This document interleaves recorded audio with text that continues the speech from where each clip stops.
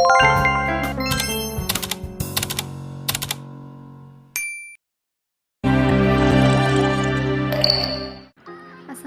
warahmatullahi wabarakatuh. Saya Rizka Widiarti dengan NIM 28920500001. Saya dari Prodi Manajemen Universitas Pancasakti Bekasi.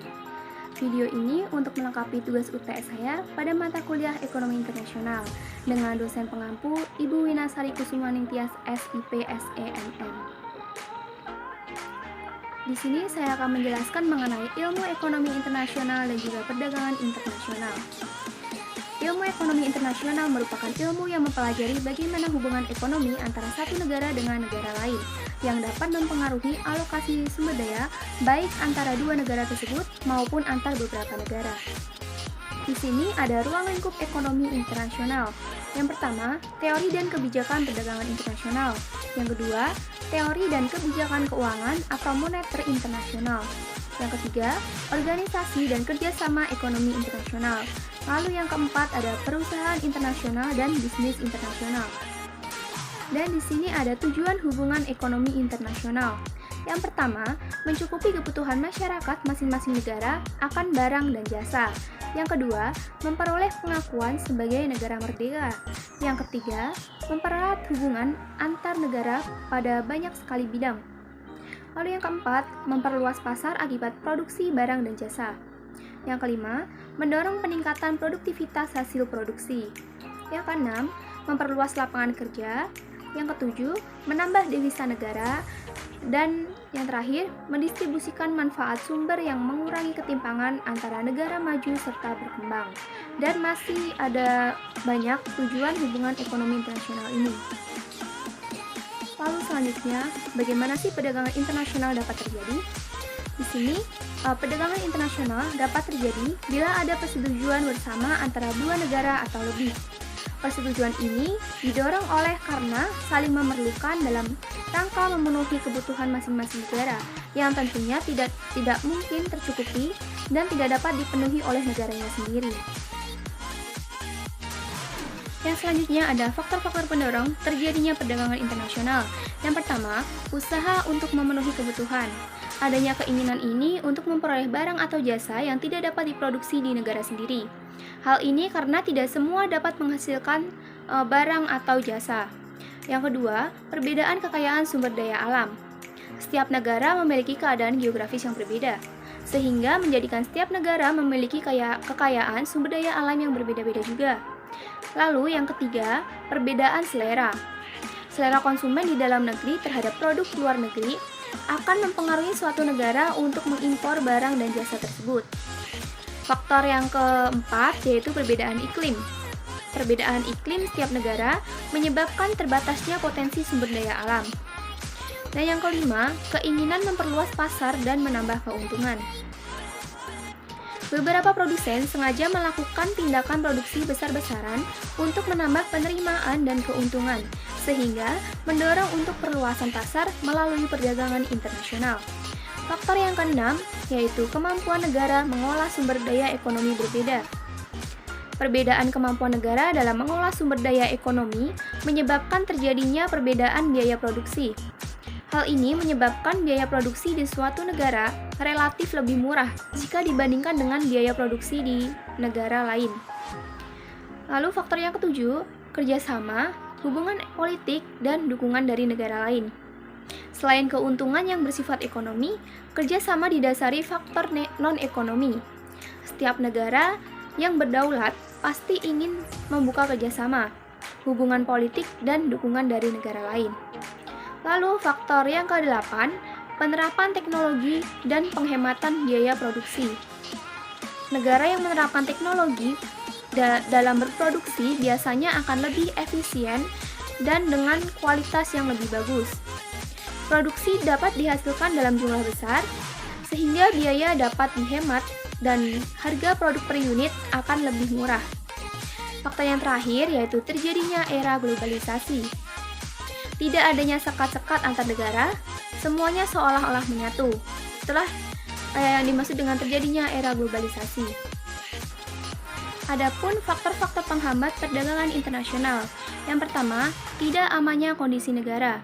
Adanya perperangan, kerusuhan, negara lain akan merasa takut dalam melakukan perdagangan. Yang kedua, kebijakan ekonomi suatu negara. Setiap negara mempunyai kebijakan ekonomi yang berbeda-beda.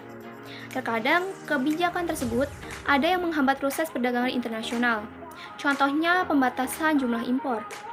Yang ketiga, ketidakstabilan kurs mata uang asing. Yang keempat, sulit dan besarnya resiko proses pembayaran antar negara. Negara importer akan mengalami kesulitan dalam melakukan pembayaran ketika melakukan kegiatan perdagangan internasional, resiko perampokan dan pembajakan. Pada umumnya, negara eksportir memilih melakukan pembayaran melalui telegraphic transfer, clearing, atau menggunakan LC. Yang kelima, kebijakan impor suatu negara. Salah satunya dengan penetapan tarif impor yang tinggi untuk melindungi hasil produksinya sendiri. Yang keenam, rendahnya kualitas sumber daya. Apabila kualitas tenaga kerja rendah, maka barang atau produk yang dihasilkan akan memiliki kualitas yang rendah pula.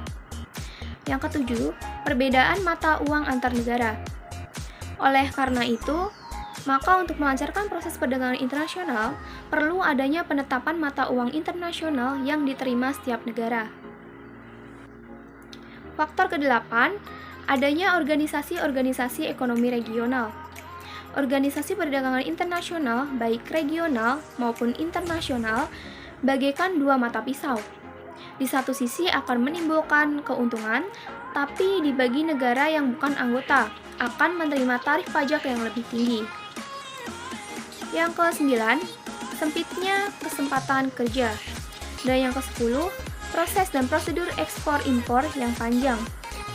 Adanya proses dan prosedur administrasi ekspor-impor yang panjang yang harus dilalui serta banyaknya persyaratan yang harus dipenuhi oleh eksportir maupun importer dapat menjadi penghambat dalam perdagangan internasional.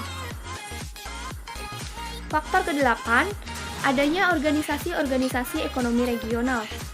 Organisasi perdagangan internasional, baik regional maupun internasional, bagaikan dua mata pisau.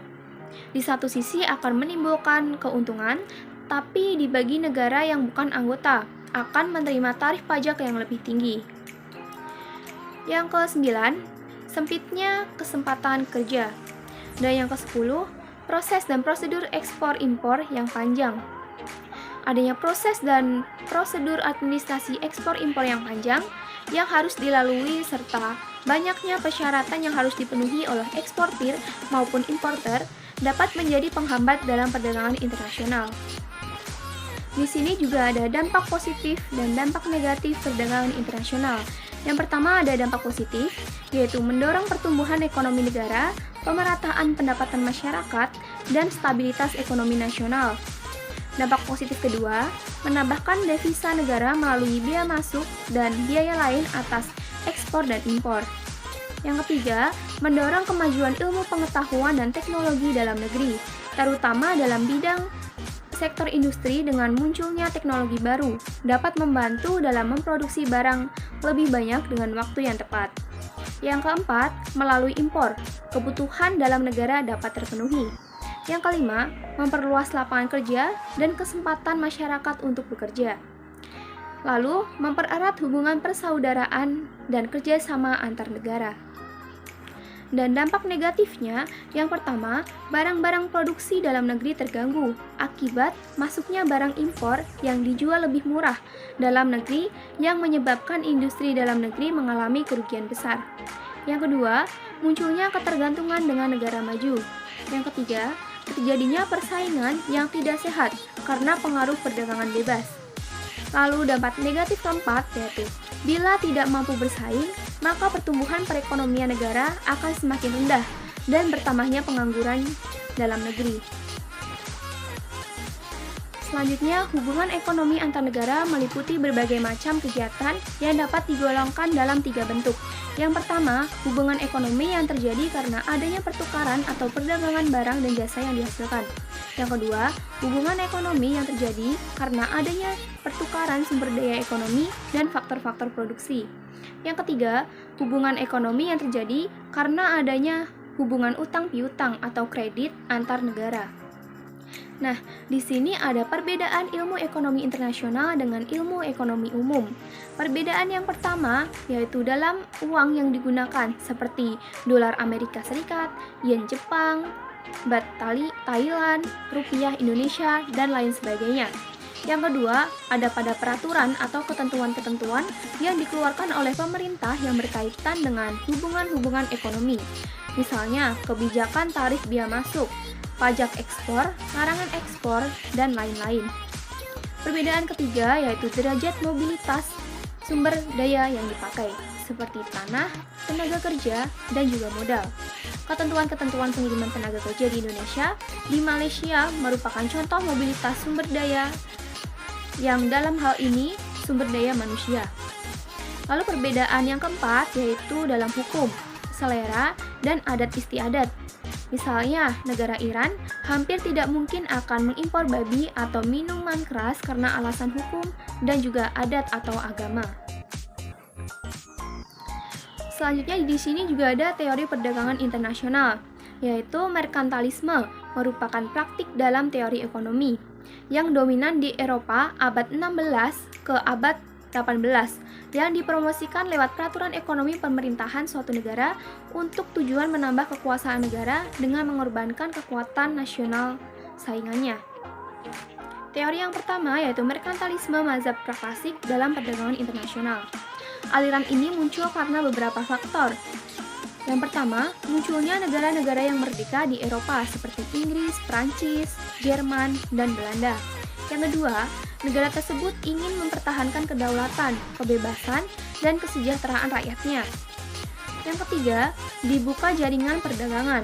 Di antaranya, diadakannya pelayaran serta eksplorasi wilayah-wilayah. Dan yang keempat, ditetapkan logam mulia sebagai standar ukuran kekayaan suatu negara. Yang kedua, kritik terhadap merkantilisme. Kritik terhadap merkantilisme juga dilontarkan oleh Adam Smith, yaitu yang pertama, ukuran kekayaan suatu negara bukan berdasarkan logam mulia. Kekayaan atau kemakmuran suatu bangsa tidaklah terletak pada banyaknya barang-barang yang dimilikinya. Yang kedua, kemakmuran suatu negara berdasarkan jumlah nilai tambah produksi barang domestik ditambah dengan surplus neraca perdagangan. Lalu yang ketiga, pemerintah perlu mengurangi campur tangannya dalam perdagangan sehingga mendukung terjadinya perdagangan bebas. Menurut Adam Smith, tugas pemerintah yaitu mempertahankan negara terhadap serangan dari luar, melaksanakan tata hukum dan keadilan dalam negeri, membangun dan melaksanakan berbagai pekerjaan umum yang tidak mungkin dilakukan oleh swasta. Kritik yang keempat yaitu perdagangan bebas akan meningkatkan kompetisi sehingga akan mendorong spesialisasi berdasarkan absolute advantage. Yang kelima, spesialisasi akan mendorong produktivitas dan efisiensi. Yang keenam, peningkatan produktivitas dan efisiensi akan meningkatkan PDB atau produksi barang domestik dan surplus perdagangan.